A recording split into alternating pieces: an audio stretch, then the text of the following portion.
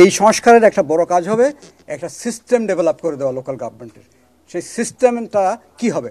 এখন যে সিস্টেমটা আছে সেটা হচ্ছে আগের যে আইয়ুব খানের আমলের যে সিস্টেম, সেটাকে মাথায় রেখেই কিন্তু ইউনিয়ন পরিষদ হয়েছিল দেশে।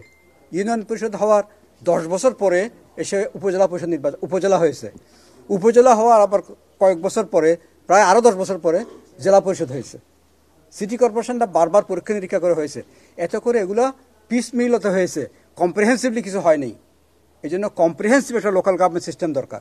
সেই কম্প্রিহেন্সিভ সিস্টেম যদি দরকার হয়, এখন একটা খুব মোক্ষম সময় এটার। কেন মোক্ষম সময়? অলরেডি বুঝে না বুঝে বা সার্কামস্টেন্সিয়াল রিজনে, অবস্থার পরিপ্রেক্ষিতে স্থানীয় সরকারের বেশিরভাগ সংগঠন বিলুপ্ত হয়ে গেছে। সিটি থেকে আরম্ভ করে উপজেলা পর্যন্ত ইউনিয়নটা এখনও আছে। তাহলে এখন স্লেট বা ইজেলটা কিন্তু ক্লিন। এখন এখানে নতুন ছবি আঁকার সময় এটা।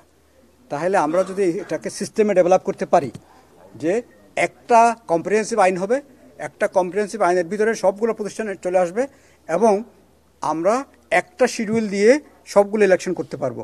সিস্টেমটা কি? আগে আমরা নির্বাচন করেছি মেয়র ইলেকশন, উপজেলা ইলেকশন, পৌরসভা ইলেকশন হচ্ছে বা সিটি ইলেকশন হচ্ছে, সেটা আপনি বলছেন না, মেয়র ইলেকশন। কারণ সকল আলো গিয়ে পড়ছে মেয়রের উপরে। ঠিক ইউনিয়ন পরিষদ ইলেকশন হচ্ছে, উপজেলা পরিষদ ইলেকশন হচ্ছে, বলি আমরা পপুলারলি বলি চেয়ারম্যান ইলেকশন। তার মানে অন্য সবগুলো শেষ। এখন বিশ্বব্যাপী যেখানে লোকাল গভর্নমেন্ট সফল, দূরে যাওয়ার দরকার নাই। ভারতের আমাদের পাশের রাজ্যগুলো, কলকাতা, পশ্চিমবঙ্গ, ত্রিপুরা, এগুলোও দেখেন, ওখানে কিন্তু সরাসরি মেয়র এবং চেয়ারম্যান নির্বাচন হয় না। পার্লামেন্টারি সিস্টেমে কাউন্সিলর এবং মেম্বার নির্বাচিত হয়। মেম্বার এবং কাউন্সিলররা পরিষদে গিয়েই কিন্তু তাদের এক্সিকিউটিভ কমিটি নির্বাচন করেন।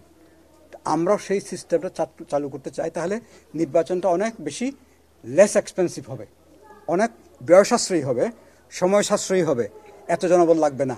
আমি একটা হিসাব করে দেখেছি, যেই লাস্টে যে ইলেকশনগুলো করেছেন আমাদের নির্বাচন কমিশন, লোকাল গভর্নমেন্ট ইলেকশন, ওখানে প্রায় 23,000 কোটি টাকা খরচ করেছেন।